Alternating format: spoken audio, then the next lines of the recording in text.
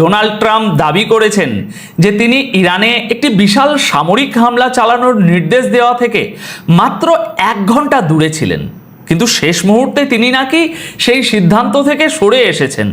অন্যদিকে ইরানও চুপ করে বসে নেই, তারা সরাসরি আমেরিকাকে হুমকি দিয়ে বলেছে যে সাহস থাকলে হামলা করে দেখুন, আমরা আপনাদের এমন মার দেব যে আপনারা লেজ গুটিয়ে পালাতে এবং স্যারেন্ডার করতে বাধ্য হবেন। আর এসবের মাঝেই গত 48 ঘন্টায় সংযুক্ত আরব আমিরাতের একটি অত্যন্ত স্পর্শকাতর নিউক্লিয়ার প্ল্যান্টে ইরাকের দিক থেকে ধেয়ে আসা 6টি ড্রোন হামলার চেষ্টা চালানো হয়েছে। আজকের এই ভিডিওতে আমরা এই প্রতিটি খবরের পিছনের আসল জিওপলিটিক্যাল চালগুলো ডিকোড করব। আপনারা দেখছেন 20 মে 2026-এর সকালের একদম লেটেস্ট পরিস্থিতি। মধ্যপ্রাচ্যের এই মুহূর্তে যা অবস্থা, তাতে যে কোনো মুহূর্তে পুরো গেম চেঞ্জ হয়ে যেতে পারে। আমরা শুধু খবর পড়ব না, বরং একজন বাস্তববাদী বিশ্লেষকের জায়গা থেকে বোঝার চেষ্টা করব যে এই যে আমেরিকা আর ইরানের মধ্যে কথার লড়াই চলছে, এর পর্দার আড়ালের আসল কূটনীতিটা কি? কেন আমেরিকা বারবার হুমকি দিয়েও পিছিয়ে যাচ্ছে, আর ইরান কেনই বা এই মুহূর্তে এতটা কনফিডেন্ট? তাহলে চলুন মূল আলোচনায় ঢোকা যাক। দেখুন, গতকাল 19 মে সন্ধ্যার দিকে আসা একটা অত্যন্ত গুরুত্বপূর্ণ খবর দিয়ে শুরু করছি, যেখানে ইরান মূলত একটি বড়সড় যুদ্ধের প্রস্তুতি সম্পূর্ণ করার কথা সরাসরি ঘোষণা করে দিয়েছে। ইরানের সামরিক বাহিনীর মুখপাত্র ব্রিগেডিয়ার জেনারেল মোহাম্মদ আকরামানিয়া তেহরানে আয়োজিত একটি জনসভায় গতকাল সন্ধ্যায় অত্যন্ত কড়া ভাষায় বলেছেন যে শত্রুরা অর্থাৎ আমেরিকা যদি ইসরায়েলের পাতা ফাঁদে পা দিয়ে ইরানের বিরুদ্ধে নতুন করে কোনো বোকামি করার চেষ্টা করে, তবে ইরানের সেনাবাহিনী নতুন অস্ত্র এবং নতুন কৌশলের সাহায্যে সম্পূর্ণ নতুন ফ্রন্ট বা যুদ্ধক্ষেত্র খুলে দেবে। এখানে একটা জিনিস বুঝতে হবে দর্শক, এই নতুন ফ্রন্ট খোলার মানে কি?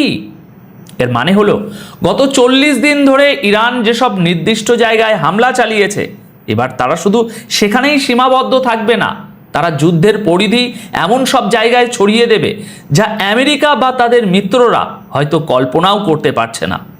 জেনারেল আকরামানিয়া আরও একটি মারাত্মক কথা বলেছেন।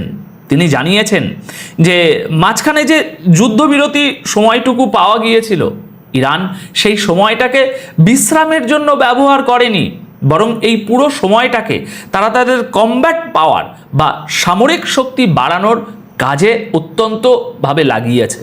অর্থাৎ পর্দার আড়ালে তারা ক্রমাগত নতুন অস্ত্র তৈরি এবং সৈন্য সমাবেশের কাজ চালিয়ে গেছে। এর পাশাপাশি হরমুজ প্রণালী নিয়ে তিনি যে দাবিটি করেছেন, তা পশ্চিমা দেশগুলোর জন্য সবচেয়ে বড় মাথা ব্যথার কারণ। তিনি পরিষ্কার বলে দিয়েছেন যে এই অত্যন্ত গুরুত্বপূর্ণ সামুদ্রিক রুটটি এখন পুরোপুরি ইরানের সেনাবাহিনীর নিয়ন্ত্রণে, এবং এখনকার পরিস্থিতি আর কখনোই আগের মতো হবে না। আপনারা জানেন যে গ্লোবাল অয়েল সাপ্লাইয়ের একটা বিশাল অংশ এই হরমুজ প্রণালী দিয়ে যায়। ইরান আসলে আমেরিকাকে বুঝিয়ে দিচ্ছে যে তোমরা যদি হামলা করো, তবে আমরা এই তেলের রুট পুরোপুরি বন্ধ করে দেব, যার ফলে পশ্চিমা বিশ্বের অর্থনীতি তাসের ঘরের মতো ভেঙে পড়বে। তাই সিজ ফায়ারের সুযোগ নিয়ে ইরান যে এখন কতটা আগ্রাসী মুডে আছে, তা তাদের এই সমস্ত বক্তব্য থেকেই একদম পরিষ্কার। এবার আসুন দ্বিতীয় খবরটির দিকে নজর দিই, যা সরাসরি হোয়াইট হাউস থেকে এসেছে। গতকাল 19 মে তারিখে আমেরিকার প্রেসিডেন্ট ডোনাল্ড ট্রাম্প সাংবাদিকদের সামনে একটি অত্যন্ত চাঞ্চল্যকর দাবি করেছেন। তিনি বলেছেন যে তিনি ইরানের উপর একটি বড়সড় হামলা চালানোর নির্দেশ দেওয়া থেকে মাত্র 1 ঘন্টা দূরে ছিলেন। তার দাবি অনুযায়ী আমেরিকান যুদ্ধজাহাজ এবং মিসাইলগুলো পুরোপুরি লোডেড অবস্থায় ছিল এবং শুধু তার একটি নির্দেশের অপেক্ষায় ছিল, কিন্তু শেষ মুহূর্তে তিনি নাকি সেই সিদ্ধান্ত স্থগিত করে দিয়েছেন। ট্রাম্প আরও দাবি করেছেন যে ইরানের নেতারা নাকি এই মুহূর্তে আমেরিকার সাথে একটা চুক্তিতে আসার জন্য হাত জোর করে মিনতি করছে, এবং তিনি হুমকি দিয়েছেন যে আগামী কয়েকদিনের মধ্যে যদি কোনো চুক্তি না হয়, তবে ইরানের উপর আরও ভয়ঙ্কর হামলা নিশ্চিত। দর্শক, একটু ঠান্ডা মাথায় লজিক দিয়ে চিন্তা করুন। ট্রাম্পের এই কথার মধ্যে একটা বিরাট বড় স্ববিরোধিতা বা কন্ট্রাডিকশন আছে।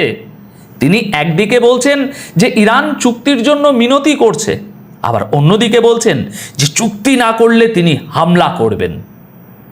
যে দেশ নিজে থেকে মিনতি করছে তাকে আবার নতুন করে হুমকি দেওয়ার কি দরকার? আসল ব্যাপারটা হলো, ট্রাম্প তার দেশের মানুষের কাছে নিজেকে একজন শক্তিশালী নেতা হিসাবে তুলে ধরতে চাইছেন, কিন্তু জিওপলিটিক্যাল বিশ্লেষকদের মতে এটা আসলে আমেরিকার একটা ফেস সেভিং এক্সিট বা মুখ বাঁচানোর কৌশল। আমেরিকা খুব ভালো করেই জানে যে ইরানের সাথে সরাসরি পূর্ণাঙ্গ একটা যুদ্ধে জড়ালে তাদের মধ্যপ্রাচ্যের সমস্ত সামরিক ঘাঁটি ছাই হয়ে যাবে। তাই তারা আরবদের মধ্যস্থতার একটা ভুয়া অজুহাত খাড়া করে মূলত নিজেদের পিঠ বাঁচাচ্ছে এবং মিডিয়ার সামনে ফাঁকা আওয়াজ দিচ্ছে। আমেরিকার এই ফাঁকা আওয়াজের জবাব ইরান কতটা কড়া ভাষায় দিয়েছে শুনবেন? তা বুঝতে হলে আমাদের আবারও গতকাল 19 মে সকালে আসা একটা খবরের দিকে তাকাতেই হচ্ছে।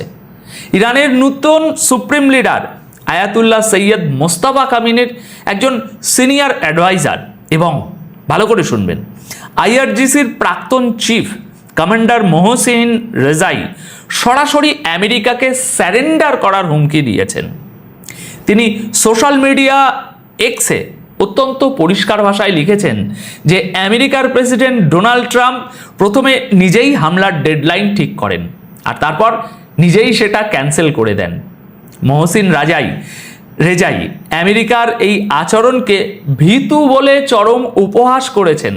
তিনি বলেছেন যে ট্রাম্প হয়তো ভাবছেন তার এই ফাঁকা হুমকিতে ইরানের জনগণ এবং কর্মকর্তারা ভয় পেয়ে হাঁটু গেড়ে বসে পড়বে, কিন্তু তিনি আমেরিকাকে সতর্ক করে দিয়ে বলেছেন যে ইরানের শক্তিশালী সেনাবাহিনীর লোহার থাবা এবং তাদের সাহসী জনগণ শেষ পর্যন্ত আমেরিকানদের লেজ গুটিয়ে পালাতে এবং স্যারেন্ডার করতে বাধ্য করবে।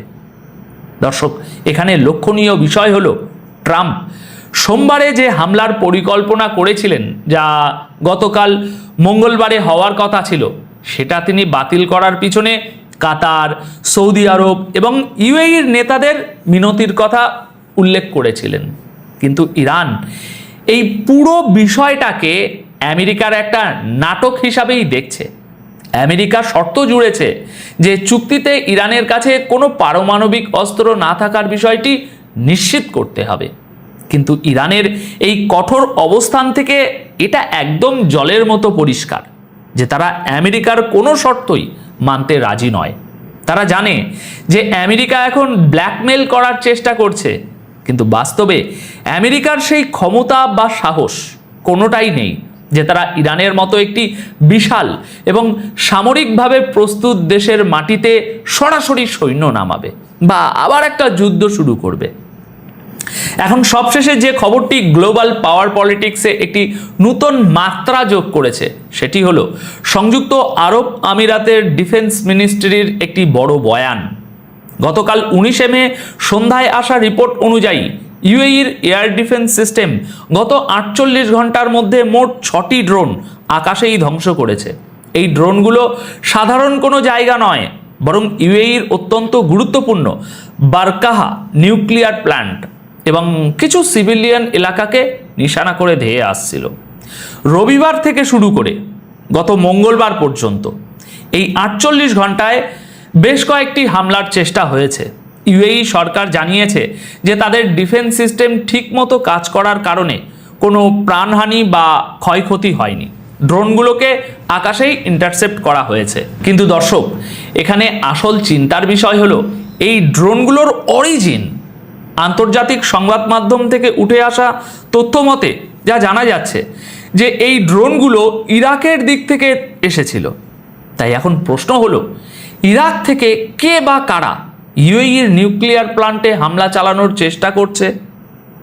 এই ঘটনাটি পরিষ্কার ইঙ্গিত দিচ্ছে যে যুদ্ধ এখন আর শুধু একটি নির্দিষ্ট ভৌগোলিক সীমানার মধ্যে আটকে নেই। ট্রাম্পের পলিসি এবং গালফ অঞ্চলে যে চরম উত্তেজনা চলছে, তার ফলে গোটা মধ্যপ্রাচ্য জুড়ে এখন হাই অ্যালার্ট চলছে। দর্শক, আজকের এই পুরো বিশ্লেষণ থেকে আমরা একটা জিনিস খুব পরিষ্কারভাবে বুঝতে পারছি যে মধ্যপ্রাচ্যের এই দাবার বোর্ডে কেউ কাউকে 1 ইঞ্চিও ছাড় দিতে রাজি নয়। আমেরিকা চাইছে মিডিয়ার মাধ্যমে হুমকি ধমকি দিয়ে একটা সাইকোলজিক্যাল প্রেশার তৈরি করে ইরানকে তাদের শর্ত মানতে বাধ্য করতে। অন্যদিকে ইরান আমেরিকার এই দুর্বলতাটা ধরে ফেলেছে এবং তারা কোনোভাবেই পশ্চিমা চাপের কাছে মাথা নত করছে না, বরং তারা পাল্টা নূতন করে যুদ্ধের প্রস্তুতি নিয়ে রেখেছে। এখন আপনাদের কি মনে হয়, আমেরিকার এই 1 ঘন্টা দূরে ছিলাম টাইপের বক্তব্যগুলো কি শুধুই তাদের দুর্বলতা ঢাকার চেষ্টা, নাকি সত্যিই তারা বড় কোনো হামলার প্রস্তুতি নিচ্ছে? কমেন্ট বক্সে অবশ্যই আপনাদের মতামত শেয়ার করবেন। আপাতত আমি অনুপ বিশ্বাস এখানেই বিদায় নিচ্ছি। খুব শীঘ্রই দেখা হবে নতুন কোনো জিওপলিটিক্যাল বিশ্লেষণের সাথে। সবাই খুব ভালো থাকবেন, সুস্থ থাকবেন। ধন্যবাদ আপনাদের সকলকে।